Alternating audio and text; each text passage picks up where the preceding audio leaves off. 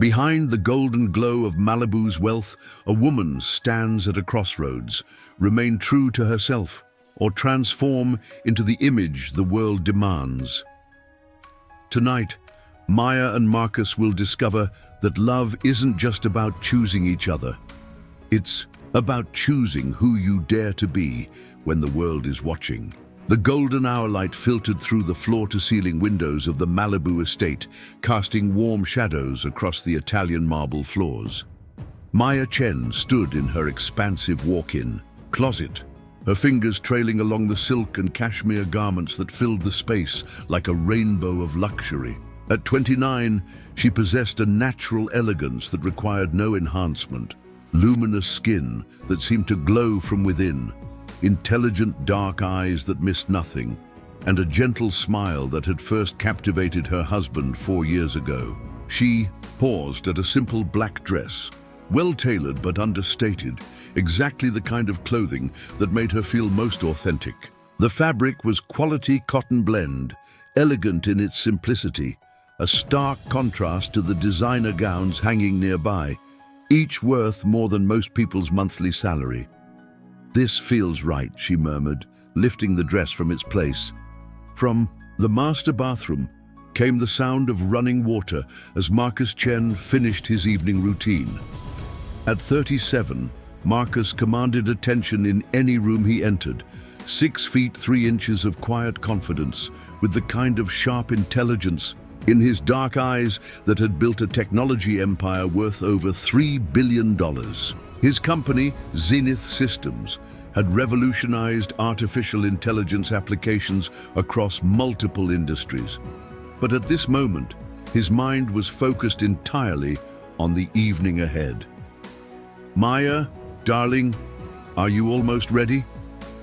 Marcus's voice carried from the bathroom, warm with the slight accent that emerged when he was relaxed, a remnant of his childhood in Taiwan before his family immigrated to California.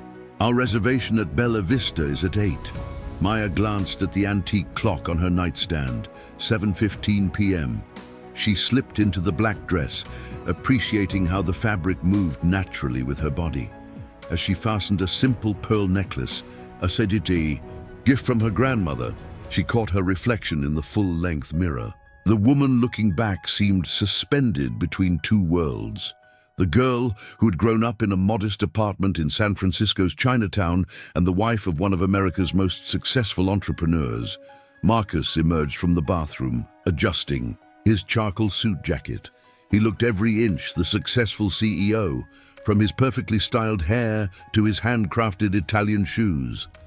When he saw Maya, his expression shifted, love mixed with a familiar, gentle concern. "You look beautiful," he said, crossing to where she stood. His hands found her waist, pulling her close. "You always do." Maya heard the unspoken "but" in his tone. They'd navigated this conversation before, always delicately, always with love. But it lingered between them like morning fog over the Pacific. "I know what you're thinking," she said softly, straightening his tie, though it needed no adjustment. "You're wondering about the Valentino dress." Marcus's thumb traced along her cheek. "I want you to wear whatever makes you happy. It's just..." He paused, choosing his words with the care of a diplomat. "Bella Vista attracts a particular clientele. Sometimes people make snap judgments, and I don't want anyone to treat you with anything less than the respect you deserve." Maya's heart clenched with understanding. This was the eternal tension in their marriage, Marcus's protective instincts wrestling with her need to remain true to herself. She understood his concerns. In their world of charity galas and business dinners, appearance often carried disproportionate weight. But the thought of transforming herself into someone unrecognizable felt like betraying the woman he'd fallen in love with. "I should change," she said quietly, but Marcus caught her hand. "No." His voice was firm but tender. "I fell in love with the woman who wore a $20 dress to our first date and made it look like it belonged on a runway. Don't change for anyone, not even for me."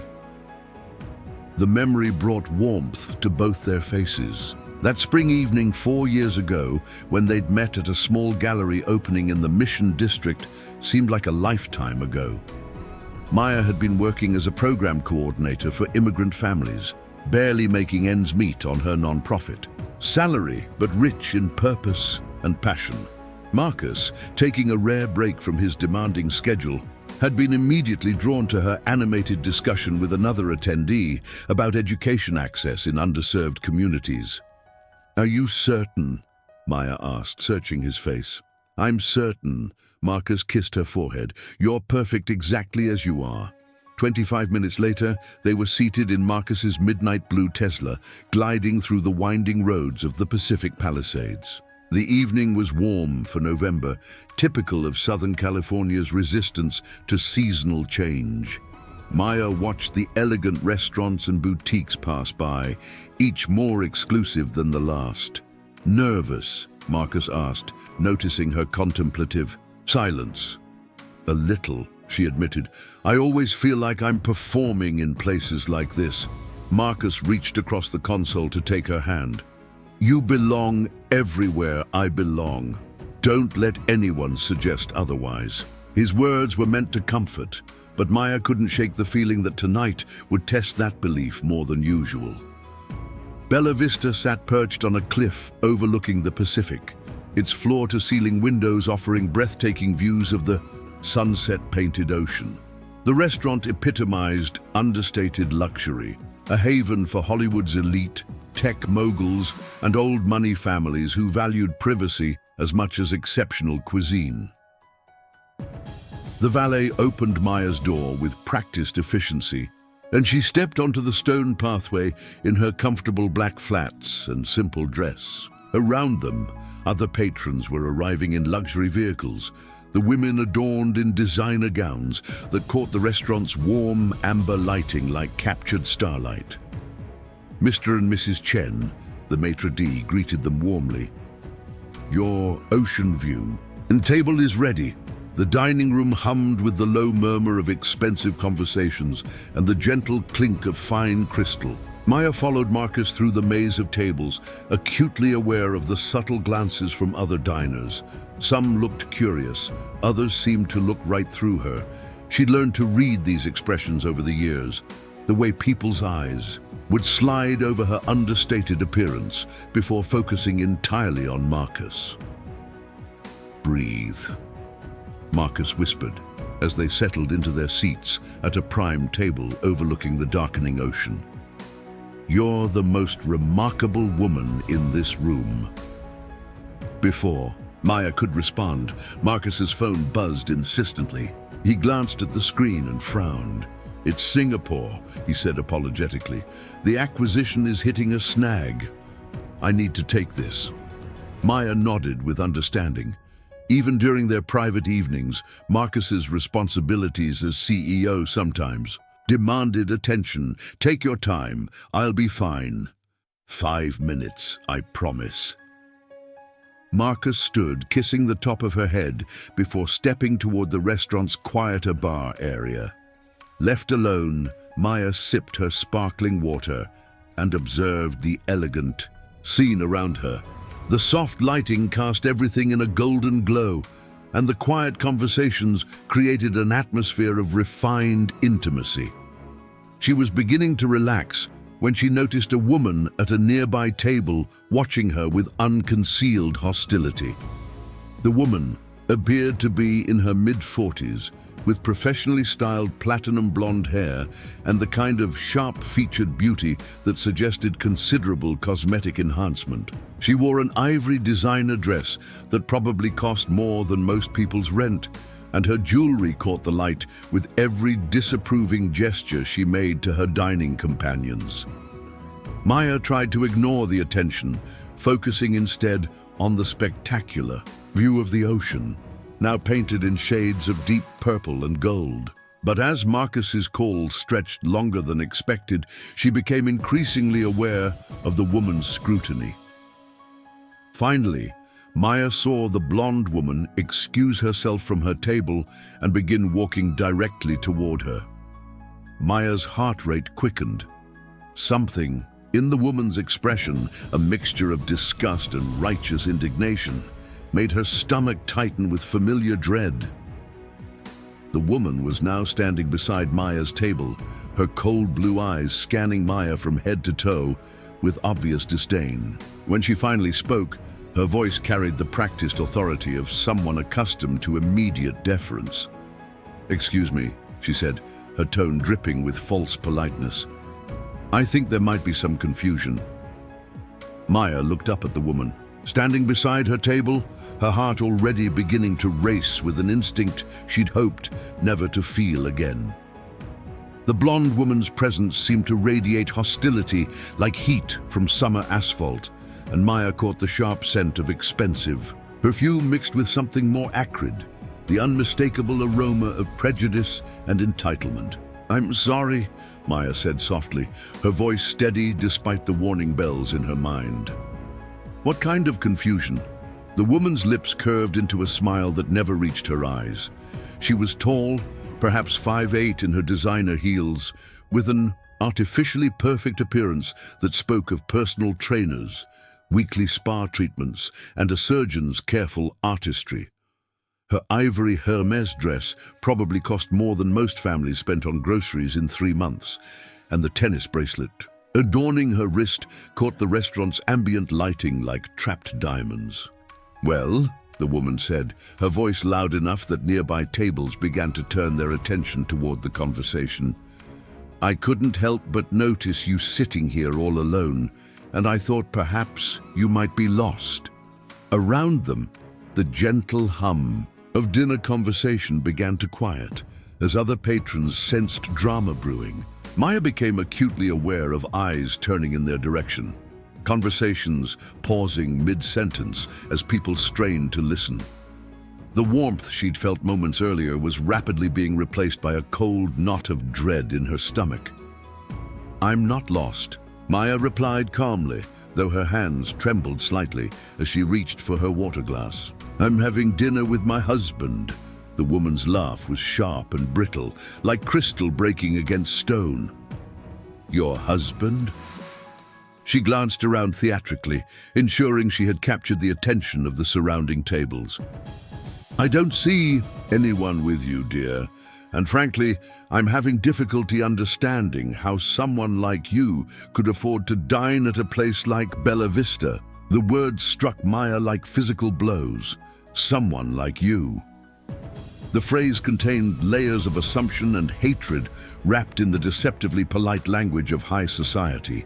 Maya had encountered this before. The assumption that her appearance automatically disqualified her from certain spaces, certain levels of success, certain types of respect. "My husband stepped away to take a business call," Maya said, her voice remaining level despite the fury building in her chest. "He'll return shortly." "Oh, how convenient," the woman said, her voice dripping with sarcasm. "A mysterious husband who's conveniently absent." She leaned closer, lowering her voice to a stage whisper that still carried to nearby tables. "Listen, sweetheart, I don't know what kind of game you're playing, but this establishment has standards. People like you don't simply wander in here and occupy premium tables." Maya felt heat flood her cheeks. The phrase, "people like you," hung in the air between them like a toxic cloud. Every eye in their section of the restaurant was now focused on their exchange, and Maya could see the mixture of curiosity, discomfort, and unfortunately agreement on some of the watching faces. "I have every right to be here," Maya said, her voice growing firmer, "just like anyone else." The woman's perfectly sculpted eyebrows rose in mock surprise. "Rights? Oh, honey, let me educate you about rights." She gestured grandly around the elegant dining room. "This isn't some chain restaurant where anyone with a credit card can walk in. This is Bella Vista. Do you have any concept of what it costs to eat here? Do you understand who dines here?" Maya's hands clenched in her lap. She thought of Marcus's words in the car. "You belong everywhere I belong." But sitting here now, facing this woman's venom while her husband was absent, those words felt as fragile as spun glass. "I know exactly where I am," Maya said quietly. And I know I have every right to be here. Rights don't pay for $40 appetizers, the woman snapped, her veneer of politeness finally cracking completely. And they certainly don't make you belong in places like this. Look at yourself. Her eyes raked over Maya's simple black dress with undisguised contempt. That dress probably came from Target. Those shoes look like something from a discount store. You're completely out of your element here. The cruelty in the woman's voice was breathtaking. Maya felt tears threatening at the corners of her eyes, but she blinked them back furiously. She would not give this woman the satisfaction of seeing her cry. My clothing doesn't determine my worth, Maya said, surprised by the strength in her own voice, and it certainly doesn't give you the right to judge me.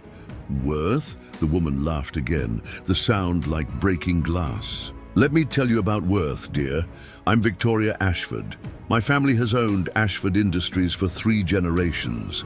We employ thousands of people and donate more to charity annually than you probably see in a lifetime. I know everyone who matters in this city, and I can guarantee you that none of them would appreciate having their evening disrupted by someone who clearly doesn't understand social boundaries. Victoria Ashford. The name meant nothing to Maya, but the way Victoria pronounced it suggested it should command immediate respect and submission. Around them, Maya could hear whispered conversations as other diners tried to decipher what was happening. I'm not disrupting anyone's evening, Maya said. I'm simply having dinner. No, Victoria said, her voice rising slightly. You're making everyone uncomfortable. Look around you. Do you see anyone else dressed like they're going to a casual lunch? Do you see anyone else who looks as out of place as you do? The words were carefully chosen daggers, each one designed to wound. Maya felt her confidence crumbling under the sustained assault, felt herself shrinking back into the insecure young woman she'd been years ago. The one who'd learned early that there were places she wasn't welcome simply because of how she looked, how she spoke, where she came from. I think you should leave, Victoria continued, her voice now carrying the authority of someone accustomed to having her commands obeyed. Before you embarrass yourself any further, this isn't the kind of establishment where you can just walk in and pretend to be something you're not. I'm not pretending to be anything, Maya said, but her voice was weaker now, shaken by the sustained attack on her dignity. Oh, please, Victoria said with a dismissive wave of her manicured hand. We both know what this is. You saw an opportunity to sneak into an upscale restaurant, probably hoping to attract the attention of some wealthy man who might be fooled by your little performance. Well, let me save you the trouble. It's not working. Everyone here can see exactly what you are. The words hit Maya like acid. The implication that she was some kind of opportunist, someone trying to con her way into wealth and status, was so far from the truth it was almost absurd. But the way Victoria said it, with such conviction and authority, made Maya question everything about herself. You don't know anything about me, Maya whispered. I know enough, Victoria replied coldly. I know you don't belong here. I know you're making everyone uncomfortable with your presence. And I know that the longer you sit there pretending to be something you're not, the more pathetic you appear. Victoria leaned closer then, her voice dropping to a venomous whisper that only Maya could hear. Let me make this simple for you. Leave now, quietly, and maybe you can preserve what's left of your dignity. Continue this charade, and I'll make certain everyone in this restaurant knows exactly what kind of person you really are. The threat hung in the air between them like a loaded weapon. Maya felt trapped, cornered by a predator who seemed to derive genuine pleasure from her discomfort. Every instinct told her to stand up and walk away, to escape this nightmare before it escalated further. But something deeper, something stronger, kept her seated. Maybe it was the memory of Marcus's words about belonging everywhere he belonged. Maybe it was the thought of all the times she'd been forced to back down, to make herself smaller, to accept less than she deserved. Or maybe it was simply the Knowledge that she had done nothing wrong, nothing to deserve this treatment. "I'm not leaving," Maya said quietly but firmly. "I have every right to be here, and I'm not going anywhere." Victoria's face flushed red with rage. The rejection of her authority, the refusal to be intimidated, seemed to trigger something primal and violent in her. For a moment, Maya thought the woman might simply storm away in frustration. Instead, Victoria's voice rose to a level that ensured everyone in the restaurant could hear her next words. "How dare you speak to me that way?" Victoria shrieked. "Do you have any idea who I am? I will not be insulted by some nobody who doesn't even belong in the same zip code as this restaurant." And then, before Maya could react, before anyone could intervene, Victoria's hand flew through the air with vicious speed and connected with Maya's cheek in a slap that echoed through the now silent dining room like a gunshot. The sound seemed to freeze time itself. And in that crystalline moment of impact, Victoria Ashford had just made the biggest mistake of her life. The silence that followed the slap was absolute. For several heartbeats, the entire dining room of Bella Vista seemed suspended in time, as if the very air had crystallized around the moment of impact. Maya's cheek burned with fire that seemed to radiate through her entire body. The sting of Victoria's hand was nothing compared to the deeper wound of public humiliation. Maya's right hand instinctively rose to touch her cheek, her fingers trembling as they encountered the heat radiating from where Victoria's palm had connected. The sensation was surreal, dreamlike in its intensity. She could taste copper in her mouth where her teeth had cut the inside of her lip, and her left ear rang with a high-pitched whine that made everything sound muffled and distant. Around them, the restaurant had transformed into a theater of shocked faces and whispered gasps. Forks remained suspended halfway to mouths. Wine glasses held frozen in mid-sip. Conversations died so completely that the soft jazz playing through the sound system suddenly seemed thunderously loud. Every eye in the dining room was fixed on their table. Some faces showed horror, others displayed the kind of morbid fascination people felt when witnessing an accident. Victoria Ashford stood over Maya like a conquering general, her chest heaving. With righteous indignation, her blue eyes blazing with satisfaction. Her perfectly manicured hand was still slightly raised from the blow, and there was something almost feral in her expression, as if the act of violence had released something primitive within her. "There," Victoria said, her voice carrying clearly across the silent dining room. "Maybe now you'll understand that actions have consequences. You can't just waltz into places where you don't belong and expect to be treated like you matter." Maya felt tears building behind her eyes, but she refused to let them fall. Not here. Not in front of this woman and all these staring faces. The humiliation was overwhelming, a crushing weight that seemed to press down on her from all sides. Part of her wanted to run, to flee this nightmare and never look back. But a deeper part, the part that had survived growing up poor in Chinatown, the part that had worked multiple jobs to put herself through college, refused to give Victoria the satisfaction. "You hit me," Maya said, her voice barely above a whisper but somehow carrying clearly in the absolute silence of the restaurant. The words felt strange coming out of her mouth, as if speaking them made the assault real in a way that the physical sensation hadn't. "I defended myself," Victoria replied coldly, smoothing down her ivory dress as if the act of violence had somehow disheveled her perfectly maintained appearance. "You were being aggressive and threatening. Everyone here witnessed it." The lie was so blatant, so completely divorced from reality, that Maya felt a new kind of shock wash over her. Victoria was actually rewriting history in real time, attempting to transform herself from aggressor to victim, even as Maya's cheek continued to throb with pain. "I never threatened you," Maya said, her voice growing stronger despite the tears that threatened to spill over. "I was sitting at my table having dinner. You approached me. You attacked me." "Oh, please," Victoria scoffed, turning to address the watching crowd as if they were a jury she needed to convince. Did anyone else see how hostile she became when I simply tried to have a polite conversation? The way she raised her voice and became aggressive? A few of the nearby diners shifted uncomfortably in their seats, their eyes darting between Victoria and Maya. Maya could see the calculations happening behind their eyes, the way they were weighing social status and appearances against truth. Victoria's expensive clothes, her confident demeanor, her obvious wealth and social connections carried weight in this world that Maya's simple dress and quiet dignity simply couldn't match.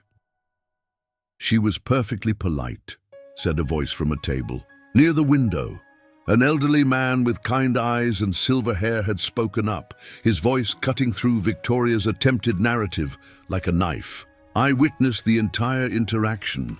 This young lady never raised her voice or acted aggressively. You, madam, were the one who approached her table uninvited." Victoria's face flushed red with anger at this contradiction to her story. "I don't know what you think you saw, but this woman was clearly out of line. She doesn't belong here and everyone knows it." "What I know," the elderly man replied firmly, "is that I just watched you assault someone half your size for no reason other than your own prejudice." Other diners began to murmur among themselves, the spell of shocked silence finally breaking. Maya could hear fragments of conversation floating around her. Did she really just hit her? Over what? "I couldn't hear what they were saying initially. That poor woman looks terrified." Victoria Ashford always was problematic. The last comment made Victoria whip around, her eyes scanning the room to identify who had spoken. "I'll have you know that my family has been part of this community for 3 generations, she announced loudly. "We don't need lectures about improper behavior from people who clearly don't understand the social dynamics at play here."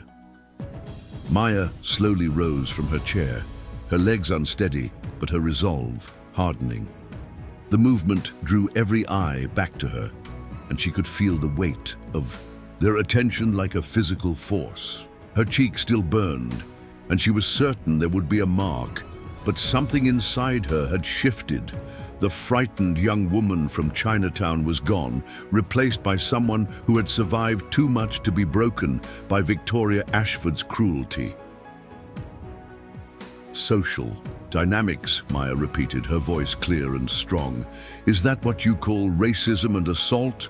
The word racism seemed to electrify the room. Several diners gasped audibly, and Victoria's face went from flushed red to pale white in an instant. "How dare you?" Victoria hissed. "How dare you play the race card when you're the one who doesn't belong here? This has nothing to do with race and everything to do with class and proper behavior. You told me people like me don't belong here," Maya said, her voice growing stronger with each word. "You judged me based on my appearance and decided I wasn't worthy of basic human respect. You attacked me because you thought I was powerless to fight back. What would you call that?" "I would call it reality," Victoria snapped back. "Some people understand their place in the world, and some people need to be reminded of it. You clearly fall into the second category." The cruelty in Victoria's words was breathtaking. Even some of the diners who had initially seemed sympathetic to Victoria's position were now looking uncomfortable with her continued aggression. It was at that moment, as Victoria's voice reached its peak of vicious triumph, that the soft murmur of the crowd suddenly stopped entirely. Maya saw Victoria's eyes widen slightly as she registered something behind Maya, and when Maya turned to see what had captured everyone's attention, her heart nearly stopped. Marcus was walking toward their table, his face a mask of controlled fury that Maya had never seen before. His dark eyes were locked on Victoria with an intensity that made several nearby diners instinctively lean away from his path. Every step he took seemed to charge the air with electricity, and Maya could practically feel the temperature in the room drop several degrees. Victoria, however, seemed to interpret his approach differently. A smile of vindication spread across her face as she assumed he was coming to support her position. "Thank God," Victoria said loudly enough for everyone to hear. "Finally, someone with authority. Sir, please tell this woman that she needs to leave immediately. She's been causing nothing but trouble since she arrived." Marcus stopped directly beside Maya, his eyes never leaving Victoria's face. When he spoke, his voice was quiet but carried such menace that it seemed to echo off the walls. "Did you just put your hands on my wife?" The words hung in the air like a thunderclap, reverberating through the stunned silence of Bella Vista with devastating clarity. Victoria Ashford's triumphant smile froze on her face, then slowly melted away as the meaning of Marcus's words penetrated her consciousness. Her mouth opened and closed soundlessly, like a fish suddenly yanked from water, while her eyes darted between Marcus's imposing figure and Maya's tear-stained face. Your wife?" Victoria stammered, her voice barely above a whisper. The color drained from her face so rapidly that her expertly applied makeup stood out like war paint against suddenly pale skin. Marcus stepped closer to Maya, his hand moving to rest protectively on her shoulder. The gesture was gentle when directed toward his wife, but his eyes remained fixed on Victoria with the cold intensity of a predator studying prey. At 6'3" and radiating barely contained fury, he seemed to fill the entire space around their table. "My wife," Marcus repeated, his voice gaining volume and steel with each syllable. "Maya Chen, the woman you just assaulted in front of a room full of witnesses." The collective gasp from the surrounding diners was audible. Heads turned and whispers exploded like popcorn as the magnitude of Victoria's mistake began to register. Throughout the restaurant, several people pulled out their phones, some clearly searching Marcus's name, while others appeared to be texting frantically. "Marcus Chen," someone whispered loudly enough to be heard. "Oh my God, that's Marcus Chen from Zenith Systems. The AI billionaire. She hit a billionaire's wife." Victoria's legs seemed to give out slightly, and she gripped the back of a nearby chair for support. The blood had completely drained from her face, leaving her looking almost ghostly under the warm restaurant lighting. Her perfectly manicured hand trembled as she pressed it to her throat. I didn't know," Victoria whispered, then immediately seemed to realize how that sounded. "I mean, she didn't look like what?" Marcus's voice cut through, her stammering like a blade.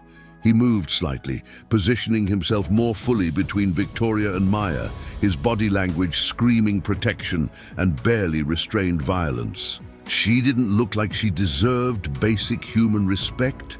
She didn't look like she belonged in the same space as you?" Every word Marcus spoke seemed to land on Victoria like a physical blow. She flinched with each question, her eyes darting around the restaurant as if looking for an escape route. But there was nowhere to run. Every table, every face, every pair of eyes was focused entirely on their confrontation. The restaurant manager, who had been frozen in horror since Marcus's arrival, suddenly sprang into action. "Mr. Chen," he said, his voice shaking slightly, "I am so terribly sorry. If I had known Mrs. Chen was your wife, this never would have... If you had known." Marcus turned his attention to the manager, and the man actually took a step backward. "Are you suggesting that my wife deserved to be treated this way because you didn't recognize her? That assault is acceptable as long as the victim isn't wealthy enough?" "No, sir. Absolutely not," the manager said quickly, sweat beading on his forehead despite the restaurant's comfortable temperature. "I meant no disrespect. We have the highest regard for all our guests." "Clearly not all your guests," Marcus said coldly, his hand moving to gently touch the red mark on Maya's cheek. The tender gesture, so at odds with the fury radiating from every other part of his body, made several women in the dining room gasp audibly. Victoria seemed to find her voice again, though it came out as more of a croak. "I had no idea who she was. She was dressed so casually. How was I supposed to know?" The words were perhaps the worst thing she could have said. Marcus's eyes, which had been cold before, now turned absolutely arctic. When he spoke, his voice was so quiet that people at nearby tables had to strain to hear him, but the menace in his tone was unmistakable. "So you admit that you judged my wife based on her appearance. You decided that because she wasn't wearing expensive enough clothes, she didn't deserve respect. You thought that because she chose to dress modestly, she was somehow less worthy of basic human dignity." "That's not what I meant," Victoria said desperately, but her voice lacked any conviction. Everyone in the restaurant could see the truth, written across her face. "Then what did you mean?" Marcus asked, his voice still dangerously quiet. "Explain to me, Mrs. Ashford, exactly what gave you the right to approach my wife, berate her, humiliate her in public, and then put your hands on her." The use of her name seemed to shock Victoria even further. She clearly hadn't expected Marcus to know who she was, and the realization that he did seemed to add another layer of terror to her already overwhelming panic. We've never been introduced," Victoria said weakly. "How do you know my name?" "I make it my business to know everyone who matters in this city," Marcus replied. "And more importantly, I make it my business to know everyone who might pose a threat to my family. Your husband, Robert Ashford, runs Ashford Industries. Your family has significant investments in several businesses throughout Southern California. You sit on the board of multiple charities and consider yourself a pillar of this community." Each fact Marcus recited seemed to drain more color from Victoria's face. The realization that he knew exactly who she was, that this wasn't some random encounter with a stranger, was clearly terrifying her. "You also," Marcus continued, his voice growing harder, "have a reputation for exactly this kind of behavior. This isn't the first time you've used your perceived social status to bully people you consider beneath you, but it's going to be the last." The threat was unmistakable, and Victoria seemed to shrink physically under the weight of it. Around them, the restaurant had become completely silent except for the soft jazz still playing through the sound system, creating a surreal soundtrack to the unfolding drama. "Please," Victoria whispered, her voice breaking. "I made a mistake. I'm sorry. I didn't mean to." "You didn't mean to get caught," Marcus corrected her. "You didn't mean to discover that your victim had the power to fight back, but you absolutely meant to humiliate and degrade someone you thought was powerless." Maya watched this exchange with a mixture of awe and concern. She had never seen her husband like this before, had never witnessed the full force of his power and authority directed at another human being. It was simultaneously thrilling and terrifying to see how completely he could dominate a situation when protecting someone he loved.